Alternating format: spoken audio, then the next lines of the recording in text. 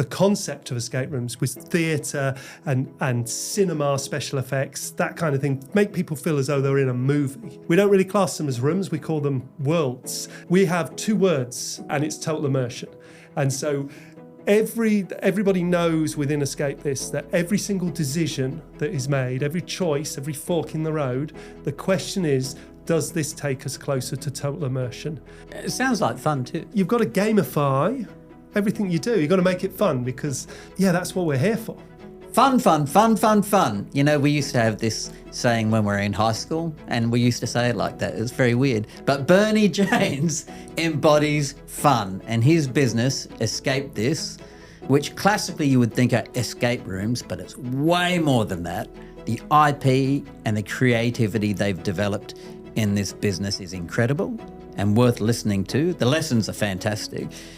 They're also doing a capital raise because they intend to leverage what they've done and what they've learnt and expand very quickly across Australia. Tune in, have a listen to what Bernie's doing. Escape This is a very interesting business, Bernie. And when I first met you, I knew of escape rooms, but I had no idea of the creativity, of the magnitude, and definitely we talked about your expansion plans, but the success of it has been fantastic. Oh, yeah, look, Hanif, it has been incredible and it's surpassed our expectations. So, so it started, I'll tell you how it started. We launched and ran our first escape room booking in Northbridge in Perth on, I believe it was the 26th of January 2020. And we all know what happened about 5 weeks later. So the timing was, let's just say it could have been a lot better. Yes, indeed. It could have just been a little bit better. We could have worked that a little bit better.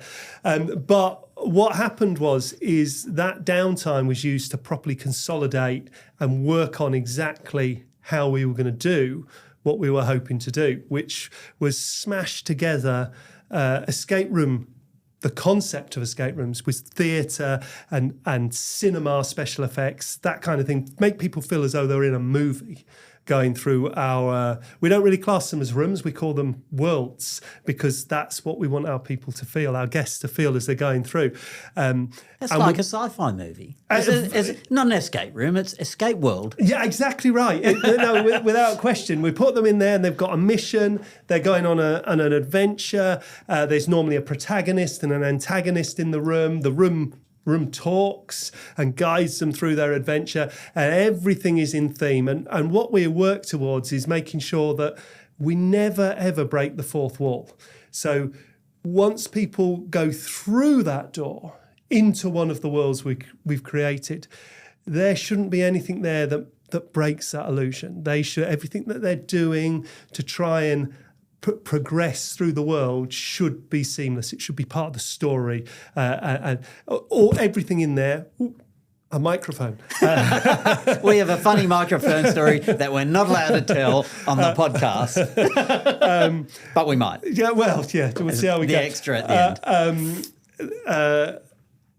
I've lost it. Yeah, so that nothing in there. Everything is a narrative construct that they encounter within the. And there's a lot of behind-the-scenes work that goes on into that. I've seen it. It's incredible. I like to think so. The team we've got are amazing, incredibly creative, incredibly technical as well. Some of the stuff we can do inside our worlds. So one example is inside some of them will have up to 100 individually addressable, controllable light globes. And by individually addressable, I mean that they can we can control the colour, the effect, the hue, the saturation. So we can really manage the atmosphere as their journey progresses. You've really taken this to another level, haven't you? I like to think so, yeah. Way up there. I mean, my arms aren't long enough to demonstrate the and you're levels. A tall bloke with long arms. There you go, yeah. The feedback I hear from the streets, and my daughter who loves escape rooms, she's been into it for years, is that Escape This is way better than anything else they've experienced. Well, obviously I'm biased, but you are right. That is the word on the street. So, we've got over 6,000 five-star reviews. the feedback we get directly as well. Yeah, I don't think there's any question of the quality that is delivered by our team. But I guess that the reason behind that is our absolute focus on that quality of delivery.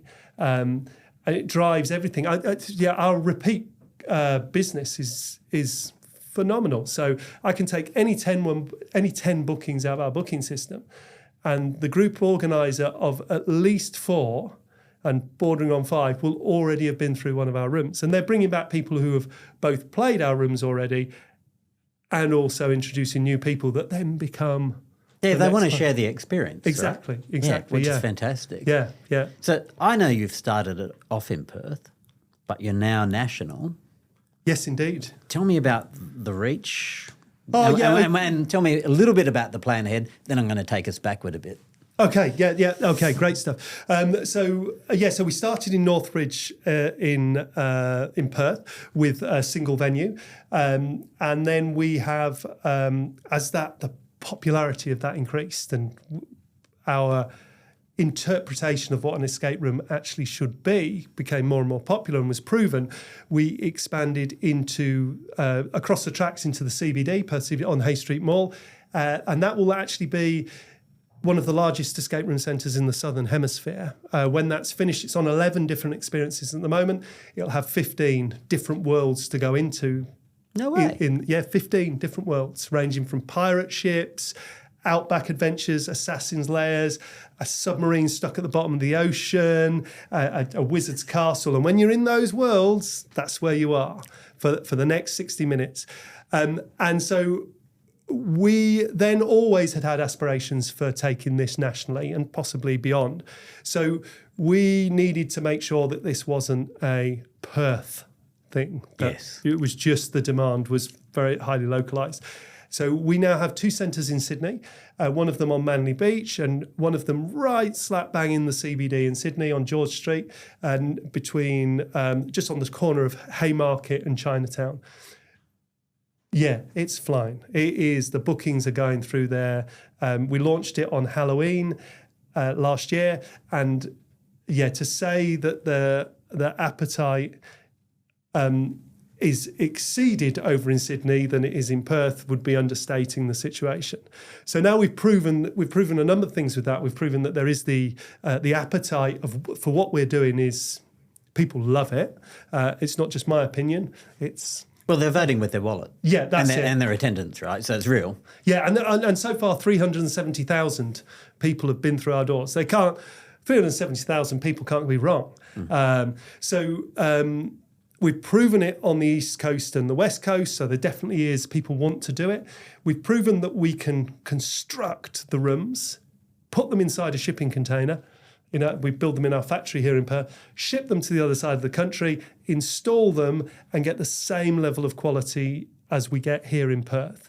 So, you take that very seriously, don't you? Very, very seriously. If we have 2 words, which any of the team who hear this podcast will laugh because they'll be saying what the 2 words are now, and it's total immersion. And so everybody knows within Escape This that every single decision that is made, every choice, every fork in the road, the question is, does this take us closer to total immersion? And if the answer's no, then the answer is no, we're not doing that. And so it is everything we do is another incremental step towards making the worlds real. Now, the great thing about those 2 words, and almost my favourite thing about those 2 words, is that they are incremental, you're permanently progressing towards that, but it is also a goal that's almost, actually, the ultimate gain is almost unachievable. We'll always be able to do another thing. Yeah. Until we actually find portals to magical realms that we can Total Recall. Yeah, Total Recall. You guys are more from Escape This Worlds. Yeah. Come invite me into the world to Total Recall. You guys are the guys. Yeah, I'm backing you. Yeah, watch this space. Yeah, watch this space. So, so now we want to take that philosophy and scale it across the whole of Australia. So we've got plans for Melbourne and Brisbane next year, and then well, beyond. So And why not? yeah, and why not? Yeah. The demand is there. We love what we do. Really love what we do. It's so exciting. It's so Clearly. much fun. Yeah, no, it okay. just is so much fun, and I think that's so important. You've got to.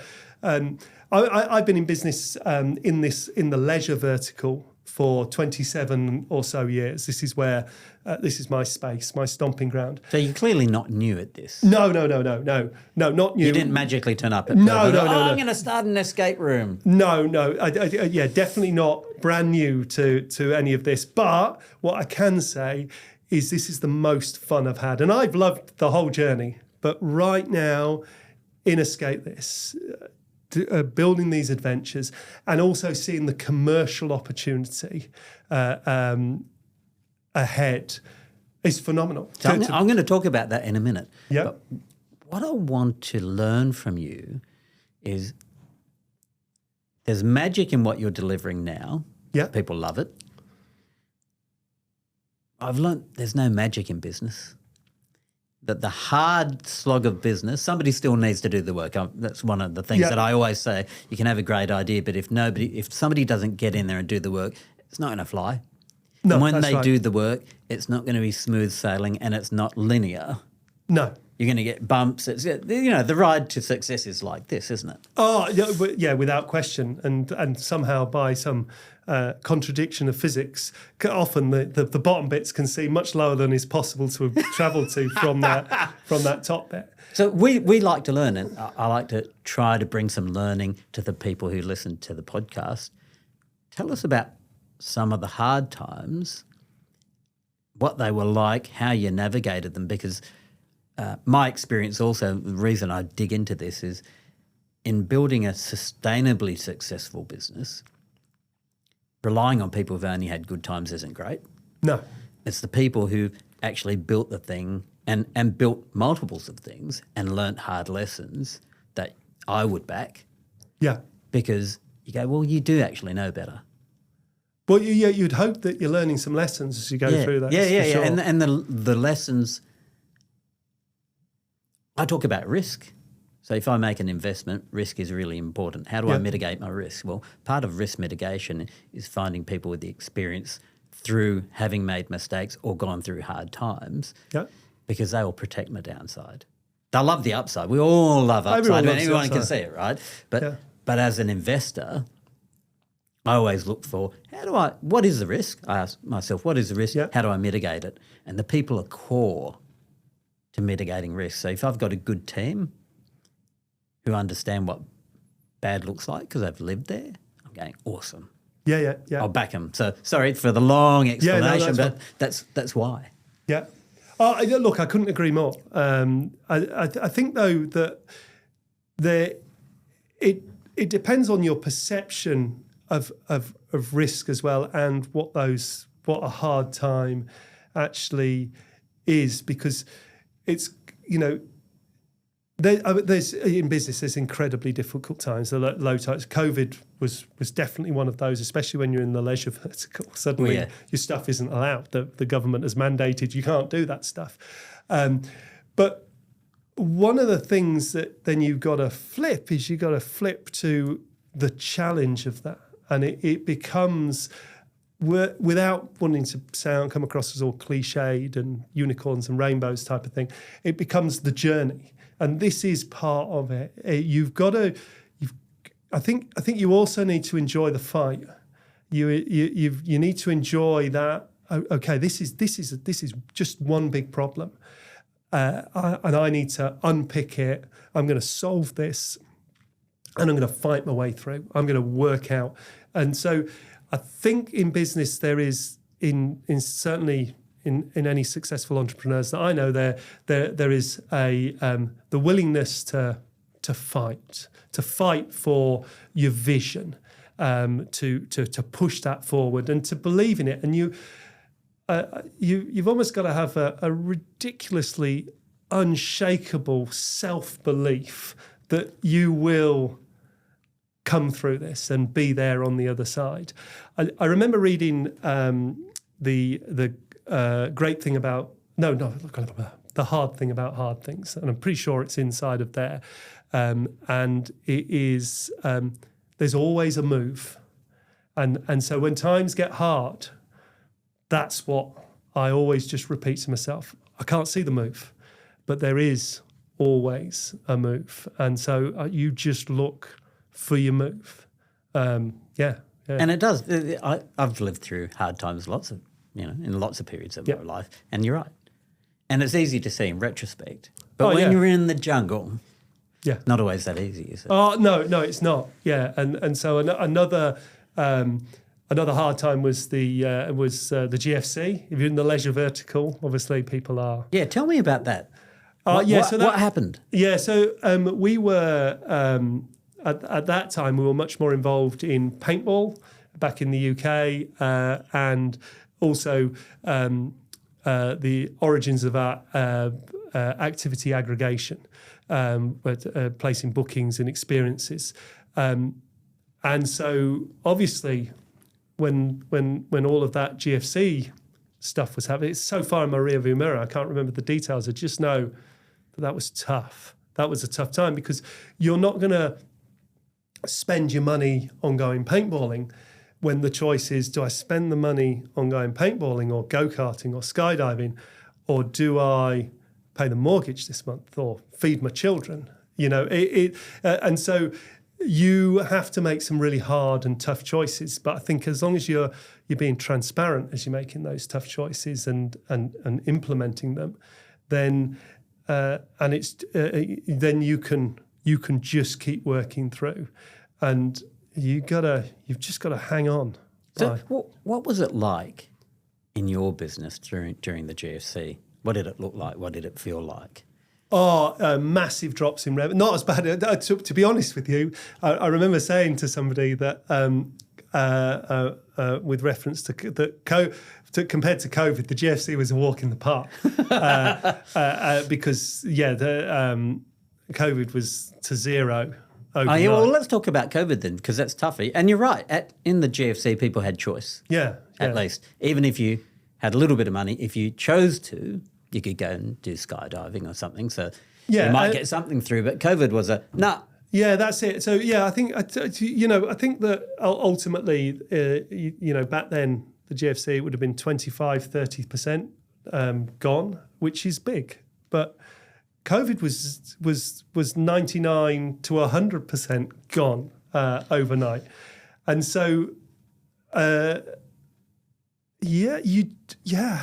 does I look back on it now and wonder what was the navigation strategy through all of that? It's talking to people, it's communication through it all, because everyone's in the. It's not as if it was this existential thing that nobody really knew about. Well, I suppose it was existential, but it caught everybody off guard. But it wasn't a mystery. When I was talking to people, it wasn't as if it was the boogeyman under the bed. Yeah. It was, the boogeyman was out and he was angry. But what did it feel like for you? So you've just opened this business. It's exciting. It's a new concept. You'd be thinking people are going to love this, or at least that's what I hope. But it couldn't even get a start. Was it demoralising? No, I wouldn't say it was demoralising, because it was just it was a thing that had to be dealt with. You can't get demoralised. You've got to. But we couldn't quantify it in the beginning either, from my memory. Yeah. It was pretty grey, and nobody really knew anything, right? Yeah, nobody knew anything. So you're just battening down all the hatches you can. You chase the revenue that you can, that is available to you, and you just try and not spend anything. And I think it's probably relatively basic stuff. It's you can't have any extravagances during that time. But I guess that over time that you learn that it doesn't really matter how tough stuff is, that it normally ends. And so all you have to do is keep on keeping on until it does that, and that's it. So you just add another week on, and then before you know it, you're flying again, as we are now. So yeah. So working through it, that's it. Realizing, and you're right. For the most part, everything comes to an end. Oh yeah. It's not like that forever. Yeah, so you just keep on keeping on, and then all things equal, you're still standing at the other side. Yeah. Which you clearly were. Well, apparently so, yeah. Still am now. All right, tell me about the future plans, because I know you've got a cap raise coming up. That tells me Bernie James is positioning for growth and expansion. Yeah. And I want to hear about it. So like I say, we've proven everything now. We've proven that what we can do, our capabilities, and the demand for it. So we want to go fully national now, and we want to do it in quite a short period of time. So we are looking to, over the next 3 years, to be at well in excess of 100 escape rooms across Australia. So we're looking at opening centres in Melbourne, Brisbane, Adelaide, Canberra, etc. And also to consolidate our positions in the cities we're already in. So we're looking to do that at a really quite a fast pace. It will be between 10 and 12 centres established over that period of time. So it's quite a few a year. You can do the maths yourself type of thing. There's quite a lot going on there. And so we are currently embarking on an equity crowdfunding race. So where we're inviting people to join us, come on board as shareholders. So it's not to be confused with the other types of crowdfunding. This is actually an investment. It is equity for shares in the company. So tell me about that, because that's not as commonly talked about. No, it's and that's what we're finding. There's a little bit of education to people, and so there is. I think it's relatively new in Australia, so that's why not as many people have heard about it. But it's all very heavily regulated by various acronyms. I guess ATO, ASIC. They all. So it's there's a lot of oversight. I suppose in some respects it's almost like an IPO light, because you can invite the general public to invest, retail investors, and they own a stake within the company. So traditionally around the world where equity crowdfunding is slightly more prevalent, it's traditional to offer rewards. So but the rewards should be considered as the icing on the cake, a little bit of a sugar rush at the start of your investment. But the real reason for investing is for the potential for a long-term payout in the end. So just for clarity, even though the pathways through crowdfunding, we're actually buying shares in the company. Mm-hmm. Yeah, so you can do it direct. So really, it's you're buying shares in the company without having to go through a stockbroker. That's right. It's just a new digital way of doing it. Yeah, you have to go through. There's a licensed platform intermediary that. But yeah, that's right. You don't need a stockbroker. You go onto the platform, which we're using on market, and you register, you express your interest and then you see all the offer documents, see the projections, what have you. And then you can make an investment, and then you own shares within the company. That's cool. I love it. And one of the reasons why we chose this, which I think is quite exciting, with using this method to raise capital, is because we've got such a loyal and excited fan base for our escape room. We can invite our customers. And so the interest we've had from our customer base, those 370,000 people who've walked through our doors, there's a huge amount of interest. So not only do they want to be playing our rooms and reviewing our rooms, but they also want to. They're going. I want to be part of it. Yeah, they want to have a stake in the future of it. And so as you come out of this raise, or as we come out of this raise, there should be like a crowd of ambassadors all over Australia who are,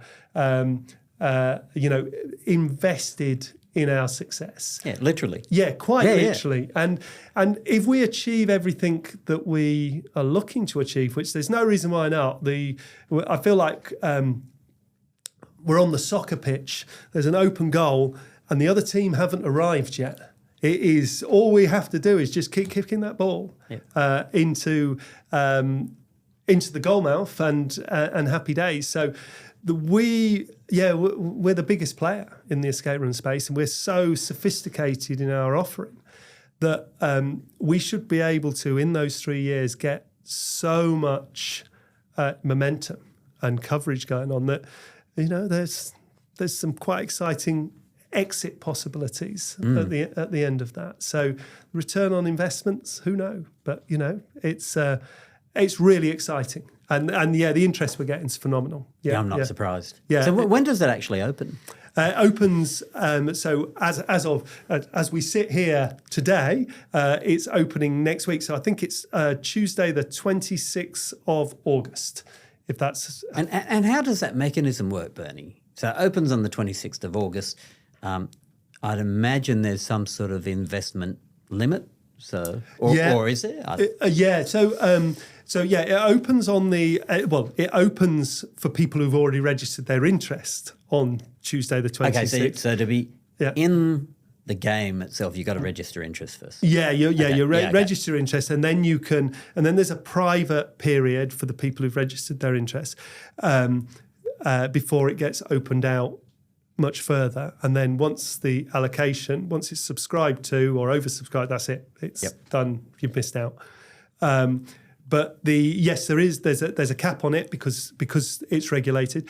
So if you are what is classed as a retail investor, then you can go to $10,000. That's the maximum cap. But then as soon as you go above $10,000, you need to be what's classed as a sophisticated investor. I think the authorities need to work on their definitions because it's, you know, call it something else. But anyway, that's what the classification is. Yep. And then you can, if you've got a certificate to say you qualify as that, then you can invest higher numbers. But it's from I think the minimum, off the top of my head, but it's all visible on the platform and everywhere, I think is $500. So the entry pretty point, achievable, isn't it? Yeah, the entry if you point. Want to. Yeah, and then there's some amazing rewards as well for that little sugar rush. One of the little sugar rushes is for higher level investors. They get to, there's a guest star in one of our escape rooms. And so I don't even guest star in one of our escape rooms. You're kidding. Yeah, no, I'm not in any of them. So there's, you know, it's a pretty high level rewards. You know, will they be the hero or will they be the villain? We'll see what happens on that. But yeah, that's one of the sugar rushes, and then there's other bits of discounting and things like that. It sounds like fun too. So it's more than just an investment. You get a bit of fun with it. Oh yeah, well you've got to gamify everything you do. You've got to make it fun because, that's what we're here for. You know. You know, we're a fun company. We deliver fun, so let's make fun. Yeah, let's make everything fun. Yeah. So I'm going to go back to lessons learned. Okay. So if I'm starting in business, and I think many business lessons that I learned can apply across industries. Yeah. You've been at this for a while. If I was going into business, what would you advise me? What are the maybe top 3 or 4 things you'd say, dude, have a listen to these things? Okay. So I think that obviously we're in a pretty fast-moving landscape at the moment with technology evolving and AI and what have you. So I'm guessing the lessons still are going to stay the same, but the application might not stand the test of time. And so I always used to say, so this is going back a little way when people used to ask me about starting up in business. I used to say, don't do it. And the reason why was if they can't take me saying don't do it and then do it anyway, then they're probably not going to actually make it because you've got to be able to take It's a little bit throwaway that, I guess, though, I guess it's the underlying take-home piece from that is you do have to have that self-belief. You've just got to believe in what your idea is, and you've got to. Yes, you need to validate. Yes, you need to check that. Yes, it needs to be financially viable, and you need to validate all those things. But people's opinions, their thoughts, and you have to stop caring. Yeah. Isn't it incredible how people don't hold back their opinions, even though they don't understand what they're talking about?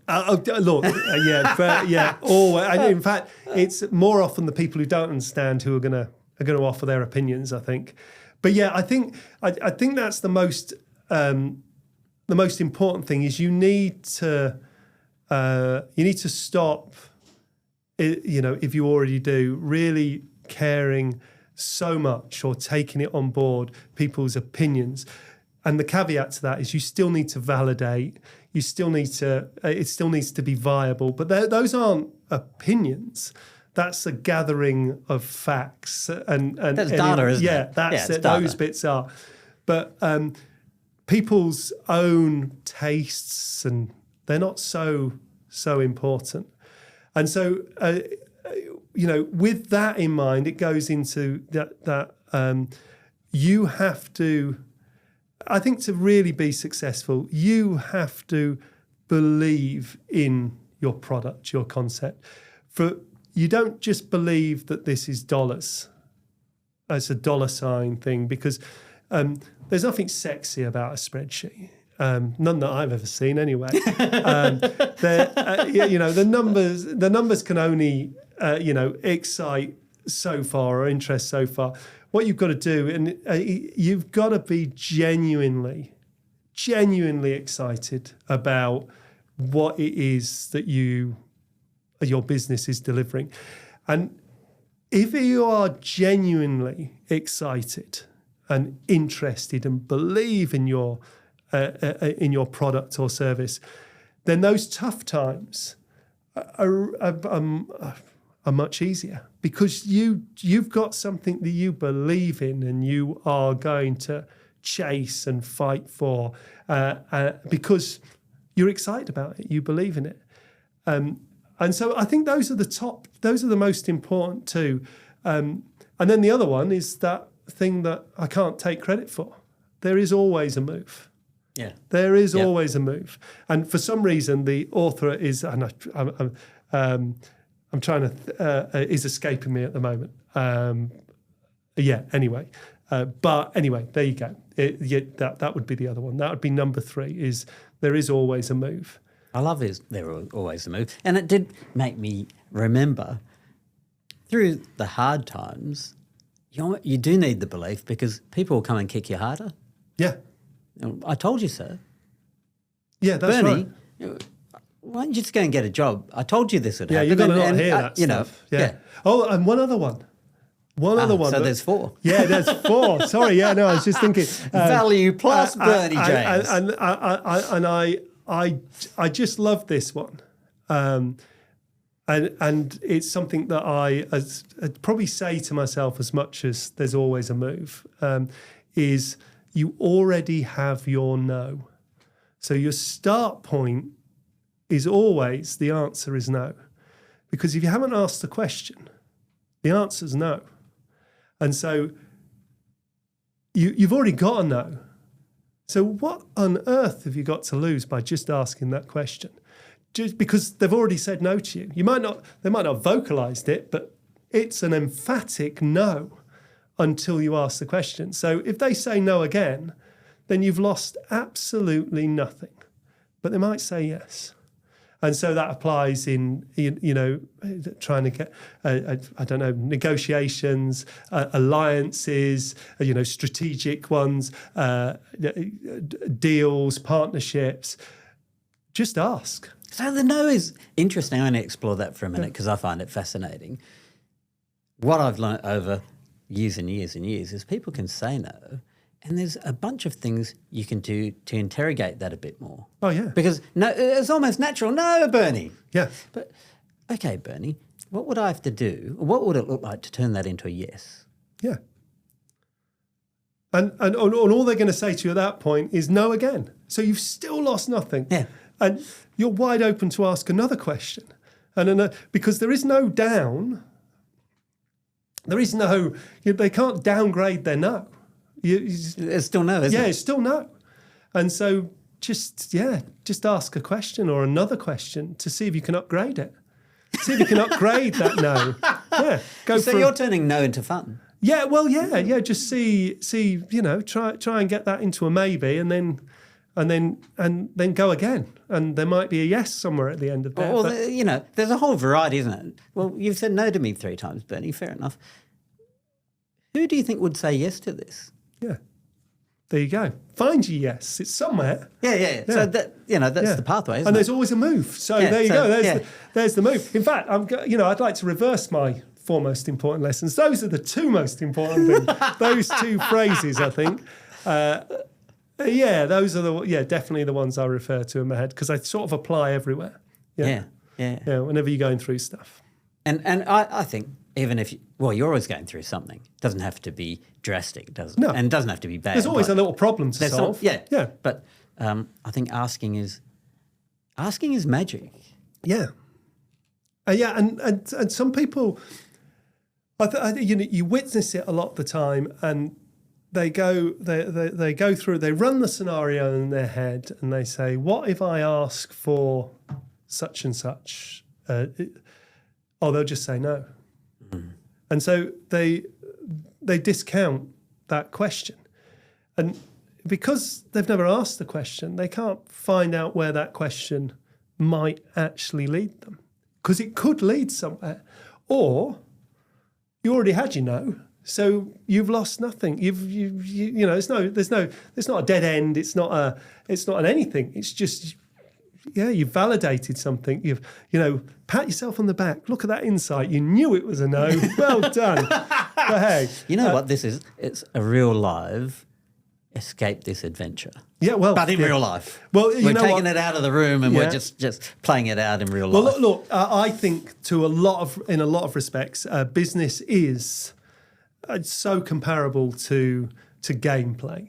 It is that you're making decisions. There's risk involved. There's always risk involved in games. You're trying to work out whether it's better to make this move, to make that move, and so if you keep it as a game in your head, then it's always going to be fun. You've got to love what you do. Yeah. I think fun is key. We forget that in business. It gets very serious and you get bogged down in a whole bunch of stuff, which is really easy to say, by the way. Yeah. It's like I'm totally guilty of getting bogged down. But it takes a bit to remind myself, this can be fun. Yeah. And it should be fun. I'm having a lot of fun in business now, but I didn't always. No, and I think that's true of everyone. You've got to say stuff often enough to yourself so that you start to believe it some of the time, and so you sometimes if stuff's really getting onto you, you've got to keep reminding yourself this is fun, and then eventually it is fun. Fake it to yourself till you make it. That's neuro-linguistic programming right there, Bernie. Yeah, do it to yourself. Just play the tricks on yourself. Yeah. And you can, and then just remember your two little questions, 2 little things. There's always a way, and you've already got your no. So go from there. Thanks for sharing your wisdom and the fun. Yeah, okay. And the fun, Bernie. Awesome.